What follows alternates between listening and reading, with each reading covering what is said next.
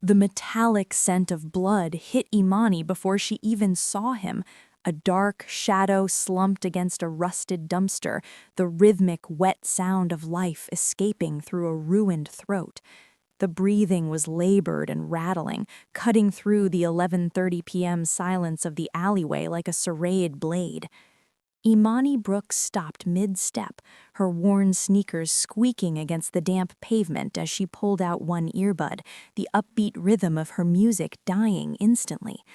Every instinct honed from years of living in the city screamed at her to keep walking, to ignore the shadow and keep her head down. She was exhausted after a 12-hour shift at the clinic, her mind already drifting toward her $1,400 rent payment due in 5 days and the $447 left in her bank account. If she got involved, she'd be late, she'd be a witness, and she'd become a target, a lesson she'd learned the hard way years ago. But as another raw, broken gasp echoed off the brick walls, Imani felt that familiar, stubborn pull in her chest, the hero complex her mother claimed she'd inherited along with her deep brown skin and expressive eyes. "This is absolutely not my problem," she whispered to the empty alley, her thumb hovering over the emergency dial on her phone. Yet her feet were already moving toward the shadow. As she clicked on her phone's flashlight, the thin beam cut through the darkness to reveal a man who looked like he belonged in a high-rise boardroom, not a trash-strewn alley. He was tall, with sharp features and black hair styled with a precision that even blood couldn't fully ruin. He wore a tailored black suit that cost more Imani made in 3 months, now torn and soaked a deep, glistening crimson. His breathing was shallow, his jaw clenched in a grimace of agonizing restraint. When the light hit his face, one piercing dark eye flickered open, tracking her with a cold, dangerous intensity that made her heart hammer against her ribs. "Run," he rasped, the word shaped by a ruined voice and a faint, elegant accent. "Get out. They'll kill you." Imani didn't run. Instead, she knelt in the glass-littered dirt, her warm, compassionate eyes scanning the damage as her nursing training took over. She saw the professional-grade trauma, the calculated violence of the wounds, and the way he carried a quiet, terrifying authority even while bleeding out on the concrete. "I'm Imani," she said, her voice steadier than she felt as she reached for the denim jacket she'd just shed to stem the flow of blood. "And I'm not leaving you to die in the dark." Would you like me to continue with the next chapter, where Imani has to hide Lee Hyun-Woo from the approaching SUV? Like and subscribe to our channel, Hidden Heart Stories, for more interesting videos like this. A low, predatory rumble vibrated through the pavement, and a pair of harsh LED headlights swept across the brick entrance of the alleyway. Imani froze, her heart hammering so hard she could feel it in her throat. The black SUV slowed, its tinted windows like obsidian eyes scanning the shadows for the man bleeding out beneath her hands. "They're back," Hyun-Woo managed, his voice a ruined rasp that barely rose above the idling engine. "If they see you, you're dead." Every instinct for self-preservation told Imani to bolt, to disappear into the night and leave this dangerous stranger to his fate. But she looked at his sharp, pale features and the way his hand instinctively tried to push her away even as his strength failed. She thought of her father, a man who ran toward danger because it was the right thing to do, and her jaw set with a stubbornness that outweighed her fear. "Not today," she whispered. As the SUV began to creep further into the alleyway, Imani grabbed Hyun-Woo's arm, hauling him upward with a strength born of pure adrenaline. He swayed, his tall frame leaning heavily against her smaller one, his tailored suit slick with blood that soaked into her denim jacket. They moved in a desperate, staggering dance, ducking behind a row of industrial trash bins just as the vehicle's spotlight cut through the spot where they had been lying. Her apartment building was less than a block away, accessible through a narrow gap in a chain-link fence she had used as a shortcut for years. "Keep moving," she breathed, her shoulders screaming in protest as she practically dragged his dead weight toward the back entrance. The external metal staircase groaned under their combined weight, the sound echoing like a gunshot in the quiet night. Imani didn't stop until they reached the third floor, her fumbling fingers finally finding her keys. She shouldered the door open and shoved him inside, slamming the deadbolt home with a resounding click that felt like a point of no return. Hyun-Woo collapsed onto her second-hand couch, his face draining of color as the last of his adrenaline depleted. Imani stood in the center of her small studio, chest heaving, looking at the bloodied crime lord now staining her furniture. Her phone buzzed in her pocket, a notification she knew was likely from work or a bill collector, but she ignored it. She had just crossed a line into a world of violence and shadows, and as she looked into Hyun-Woo's intense dark eyes, she knew her life would never be safe again. The silence of the apartment was heavy, broken only by the wet, ragged sound of Hyun-Woo's breathing and the distant, muffled sirens of the city outside. Imani moved with clinical precision, her natural curls pulled back into a tight ponytail as she transformed her small living room into a makeshift trauma bay. She dragged her modest first aid kit from the bathroom, supplemented by the sewing kit and high-proof alcohol she kept in the kitchen. Hyun-Woo lay motionless on her IKEA furniture, his sharp features pale and slick with sweat. As Imani peeled back the ruined silk of his shirt, she gasped. This wasn't a grazing wound. The bullet had entered just below his ribs, and the surrounding tissue was mottled and dark. "Sit still," she whispered, though he was barely conscious, "or this is going to be the last thing you ever feel." Using a pair of sterilized tweezers, Imani began the grueling task of cleaning the wound. Every time she probed the entry point, Hyun-Woo's body jolted, his jaw clenching so hard his teeth groaned. She worked through the haze of her own exhaustion, her warm, compassionate eyes focused entirely on the task of keeping him from slipping away. She wasn't just a nurse anymore. She was an accomplice to a man whose very existence was a death sentence for anyone nearby. As the needle pierced his skin to close the jagged tear, Hyun-Woo's dark eyes flew open, burning with a sudden, terrifying clarity. He grabbed her wrist, his grip like a shackle even in his weakened state. "You should have left me in the alley," he rasped, his voice a cold command that sent a shiver down her spine. "And let them finish you? I don't work like that," Imani countered, meeting his piercing gaze with a stubbornness that surprised them both. "Now let go, I'm almost finished." He slumped back, the adrenaline fading into a grim respect. "You have no idea who I am, Imani Brooks." He looked around her humble studio, the nursing textbooks, the unpaid bills on the counter, and then back at her. "I am Lee Hyun-Woo. I run the White Tigers. In this city, I am the law that the police are too afraid to enforce." The revelation should have sent her running for the gore. Instead, Imani simply tied off the last stitch and sat back, her hands trembling as the reality of her choice finally settled in. She had saved a monster, and according to the rules of his world, she now belonged to him. The heavy silence that followed Hyun-Woo's confession was shattered by a sharp, rhythmic rapping at the door. Imani jumped, her heart leaping into her throat as she looked from the deadbolt to the man bleeding on her couch.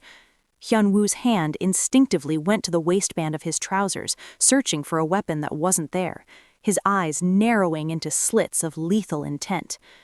"Imani, you home?" The voice was muffled, sounding like her neighbor, Mr. Henderson, but there was an unfamiliar edge to the cadence, a tension that didn't belong to an old man asking for sugar. "Don't move," Imani mouthed to Hyun-Woo.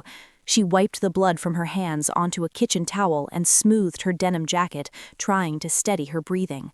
She looked into her small hallway mirror, forcing her expressive face to mask the sheer terror clawing at her insides. She opened the door just a crack, keeping the security chain engaged. It wasn't Mr. Henderson. A man stood there in a delivery uniform, holding a generic package. He was younger, his eyes scanning the narrow opening with a predatory efficiency that made Imani's skin crawl. Package for apartment 3C, he said, his voice flat. I didn't order anything. You must have the wrong floor. The man didn't move. His gaze shifted slightly, trying to peer over her shoulder into the dim studio. Name on the slip says Brooks. That you? Yes, but I'm not expecting anything. Leave it at the front desk, she said, her grip tightening on the doorframe. She could feel the weight of Hyun-Woo's presence behind her, the dangerous aura of the White Tiger's leader radiating from the shadows. The scout's eyes lingered on her face, noting the slight puffiness from exhaustion and the stray curl falling over her forehead. Management said the front desk is closed for the night. Just need a signature. He shifted the box, and for a split second, Imani saw the bulge of a holster beneath his jacket. I'm sick, contagious, she snapped with a sudden, sharp authority. If you don't leave it downstairs, take it back. I'm closing the door now. She slammed the door shut before he could respond and threw the deadbolt, leaning her forehead against the wood as her legs turned to jelly. She stayed there for a long minute, listening to the retreating footsteps, knowing the neighbor wasn't gone. He was just reporting back. He saw you, Hyun-Woo said from the couch, his voice low and grim. The choice has found us. Your life as you knew it just ended, Imani. Hyun-Woo remained motionless on the couch, the harsh light of the studio apartment casting sharp shadows across his jawline. Despite the blood loss and the grueling affair Imani had just finished, his dark eyes held a weight that made the small room feel like a fortress under siege. He watched her as she sank into a kitchen chair, her hands finally beginning to shake as the adrenaline of the encounter at the door ebbed away. The man at the door wasn't a delivery driver, he said, his voice a low, commanding vibration that cut through her spiraling thoughts. He was a scout for the Choi organization. They know I'm alive, and now they know you're the reason why. Imani looked at the blood staining her rug, and then at the man who had brought this chaos into her home. I just wanted to save a life, she whispered, her warm brown eyes searching his for a trace of the man she thought she was rescuing. I didn't ask to be part of a war. In my world, there are no accidents, only opportunities and debts, Hyun-Woo replied, shifting slightly and wincing as his bandaged ribs pulled. He leaned forward, his presence powerful and dangerous even in his weakened state. You saved me when no one else was coming. You risked your safety for a stranger who had already told you to run. He reached out, his long, elegant fingers ghosting near her trembling hand, but not quite touching it. The Kim family lives by a code. It is violent and built on fear, but it is also built on an absolute truth. Debts must be repaid. He looked at her with an intensity that felt like a brand. You saved my life, Imani Brooks. That means I owe you everything. My protection, my resources, and my word. Imani shook her head, her natural curls brushing against her shoulders.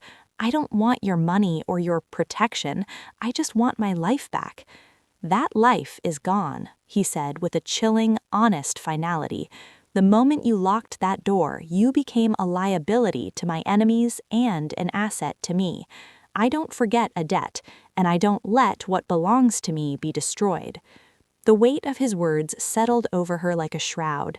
She had acted out of mercy, but Lee Hyun-Woo only understood power and obligation.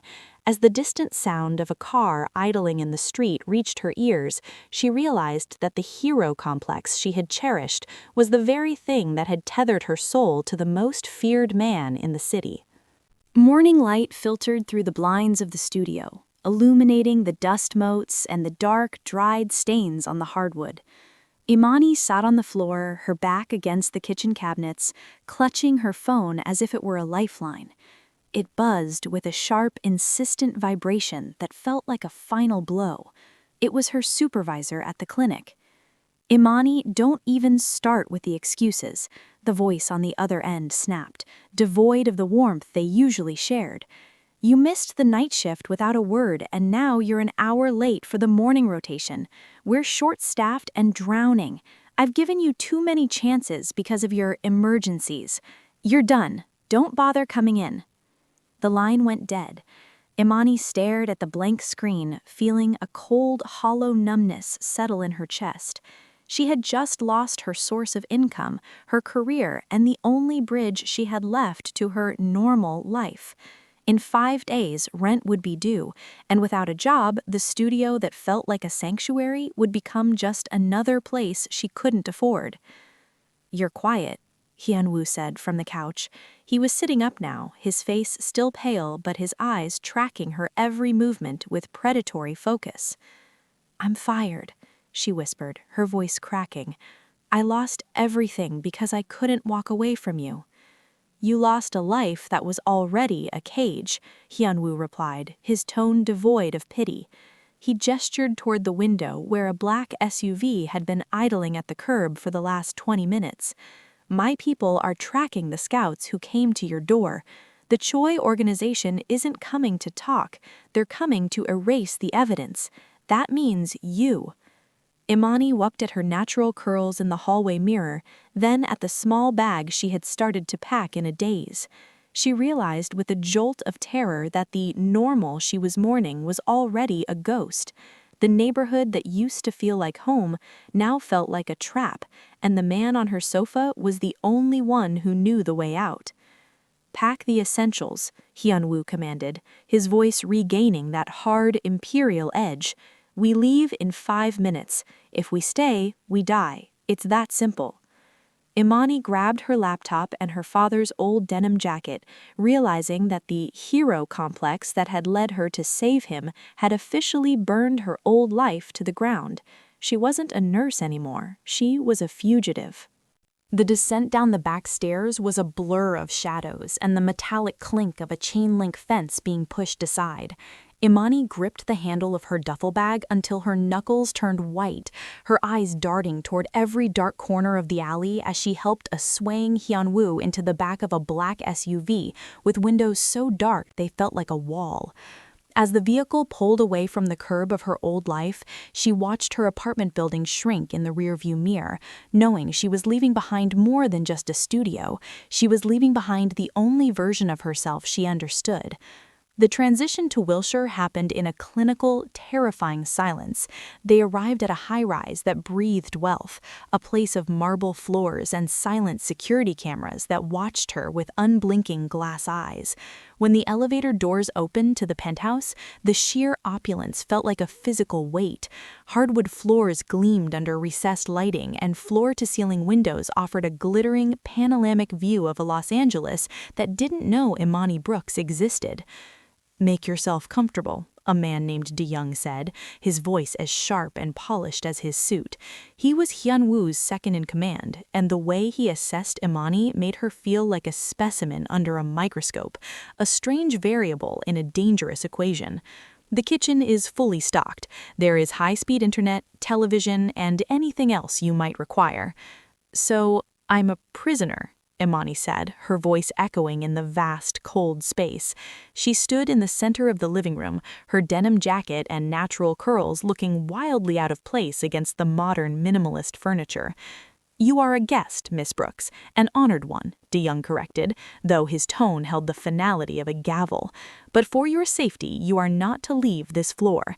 There are 2 men rotating shifts outside that door. They are there to ensure no one gets in and that you stay put." Hyun-Woo was whisked away to a separate wing by a doctor, leaving Imani alone in her luxury cage. She walked to the window and pressed her forehead against the cool glass. Below, the city was a sprawl of lights and possibilities, but from up here, it looked like a map of a world she no longer belonged to. She was surrounded by things that cost more than her yearly salary, yet she had never felt more impoverished. She had saved the white tiger, and in return, he had given her a golden box with no key. The penthouse was silent, save for the low hum of the climate control and the distant, rhythmic beep of medical monitors from the other wing. Night had fully claimed the city, turning the floor-to-ceiling windows into a dark mirror that reflected Imani's solitary figure. She paced the expensive hardwood until her feet ached, her mind circling the impossible reality that she was now a protected asset in a world of shadows. A soft sound from the hallway made her turn. Hyun-Woo stood there, leaning heavily against the doorframe. He was pale, dressed in a silk robe that didn't quite hide the bulk of the bandages around his torso, but his dark eyes remained piercingly alert. "You should be in bed," Imani said, her nurse's instincts overriding her frustration. She moved toward him, her warm brown eyes scanning for signs of fresh bleeding. "I couldn't sleep," he rasped, his voice a low vibration in the quiet room. He moved to the sofa, the same one she had sat on for hours, and lowered himself with a grimace of pain. "In my world, sleep is a luxury. It's when the knives come out." Imani sat on the edge of the opposite chair, her natural curls catching the dim ambient light. "Is that how you live? Always waiting for the next betrayal?" Hyun-Woo looked at her, really looked at her, in a way that made the air in the room feel thin. "Everyone in my life has an angle, Imani. They want power, they want money, or they want leverage." He leaned his head back against the cushion, his sharp features softening just a fraction in the darkness. "But you found a dying man in an alley and risked your life to drag him into your home. You didn't even know my name." "I didn't do it for a reward," she whispered, her voice steady. "I did it because you were hurting and no one else was coming." "I know," he said, his voice dropping to a near whisper. "That is why you are dangerous. You cared about whether I lived or died simply because I am a human being." He looked out at the glittering sprawl of Los Angeles. "I have spent 10 years building an empire, and in all that time, I have never had someone care without an agenda. It's a debt I don't know how to calculate." The vulnerability in his tone terrified Imani more than his threats ever had. She saw the hope Dae-jung had mentioned, a flickering light in a man who had seen too much darkness. For a moment, the Mafia boss and the nurse disappeared, leaving only two people connected by a single, terrifying choice made in the dark. The fragile piece of the penthouse shattered at 3:14 a.m. with a sound like a thunderclap, the muffled, concussive blast of a door being breached downstairs. Imani bolted upright, her heart hammering against her ribs as the luxury apartment's emergency lights flickered to life in a jarring, rhythmic red. Hyun-Woo was already moving, despite the bandages constricting his chest. He stood in the center of the living room, a shadow among shadows, his dark eyes burning with a lethal focus that chilled Imani to the bone. "Get to the panic room, now," he commanded, his voice a low, dangerous vibration. But before she could move, the floor-to-ceiling windows groaned under a sudden impact. Black-clad figures repelled from the roof, their boots smashing against the reinforced glass. "They're inside!" Imani screamed as the first window spiderwebbed and exploded inward. Dae-jung and the security detail engaged immediately, the room filling with the deafening roar of gunfire and the acrid smell of smoke. Hyun-Woo grabbed a weapon from a hidden compartment, but as he moved to cover Imani, he stumbled, a fresh bloom of crimson spreading across his white silk shirt. His lung was failing. The surgery was too fresh for this kind of strain. Imani saw a hitman leveling his sights on the wounded white tiger. Her hero complex flared, not as a nurse this time, but as a protector. She didn't have a gun, but she knew the layout of the smart home system. Diving behind the kitchen marble, she smashed the control panel for the apartment's high-intensity display lighting. "Hyun-Woo, down!" she shrieked. She triggered the strobe defense mode and the fire suppression system simultaneously. Blinding white flashes strobed at a disorienting frequency, while a dense chemical fog hissed from the ceiling, turning the penthouse into a chaotic, visibility-zero nightmare. The gunman, caught off guard and blinded by the light reflecting off the fog, fired wildly into the ceiling. In the confusion, Imani scrambled through the mist, her natural curls dampened by the spray, and found Hyun-Woo's hand. She dragged him toward the service elevator, her denim jacket shielding him from the falling glass. "You're insane," Hyun-Woo rasped, leaning his weight against her as the elevator doors hissed shut, cutting off the sounds of the massacre. I told you, Imani breathed, her warm eyes hard with a new, terrifying resolve. I'm not leaving you to die in the dark. The morning sun broke over Los Angeles, but the light that spilled into the penthouse felt different, colder, sharper, and heavy with the weight of permanence. The smoke had cleared, and the chaos of the night was being efficiently erased by silent men in tailored suits, leaving the luxury apartment as pristine and hollow as a museum. Imani sat by the window, her denim jacket discarded and her natural curls wild and tangled from the night's adrenaline, watching the city wake up far below her. Hyun-Woo emerged from the medical wing, his stride slow but his presence regained. He wasn't the broken man she had found in the alley, but the white tiger once more, his sharp features set in a mask of quiet authority. He stopped beside her, his dark eyes tracking the same horizon. "The Choi organization is finished," he said, his voice a low, steady vibration. "They won't be coming for you again. My people have secured your neighborhood, and your record has been adjusted. You can go back to being a nurse. You can have your normal back." Imani looked at her hands, the same hands that had stitched a mafia boss and triggered a trap to save him. She thought of the clinic, the unpaid bills, and the small, safe existence she had mourned only days ago. But as she looked at Hyun-Woo, she realized the normal he was offering was a ghost. She had heard him screaming in the dark, and she had run toward the sound. She had crossed a line that had no return journey. "I can't go back," she whispered, her warm eyes meeting his with a terrifying clarity. "The woman who lived in that studio died the moment she pulled you into her home. I don't belong there anymore." Hyun-Woo didn't smile, but something shifted in his expression, a flicker of that rare, dangerous hope. He reached out, his hand finally closing over hers with a strength that felt like an anchor. "I told you I always pay my debts, Imani Brooks. But this isn't a debt anymore." The connection between them was no longer born of circumstance or adrenaline. It had become a gravity all its own, a pull toward a wild and uncertain future. Imani looked out at the city and realized she wasn't a prisoner in a luxury cage anymore. She was a woman who had chosen the storm over the shore.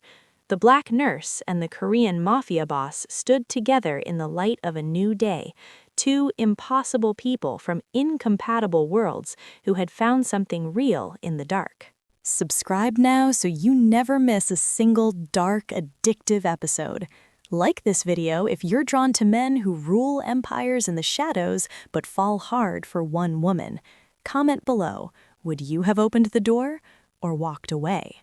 Because here at Hidden Heart Stories, love isn't soft, it's earned, it's tested, and sometimes it's deadly.